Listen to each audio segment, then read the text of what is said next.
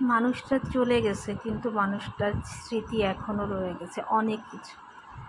আসসালামু আলাইকুম, সবাই কেমন আছেন? এই সাবুদানাগুলো দেখছেন না, এগুলো হচ্ছে আমার আম্মার রেখে যাওয়া ছিল, তো আমি বাড়িতে গিয়েছিলাম, নিয়ে আসছি। আম্মার কত কিছু এখনও গোছানো, এখনও মনে হয় যে আম্মা কালকেই রান্না করবে। তো আমি এগুলো নিয়ে এসে বাসায় এগুলো রান্না করছি।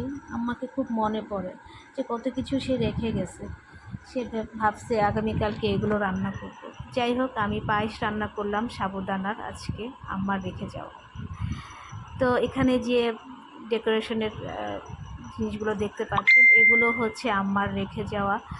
আমি এগুলো করতেছি আর ভাবতেছি আম্মা নিজ হাতে কিনে করবে বলে রেখে দিয়েছিল, সেগুলো এখন হয়তো আর আম্মা আর কখনো হবে না সম্ভব। আমার আম্মার জন্য আপনারা দোয়া করবেন, আম্মা যেন ভালো থাকে। খুব ভালো এবং সৎ একজন মানুষ ছিলেন। আল্লাহ তাকে ভেস্তে নসিব করুন, আমিন।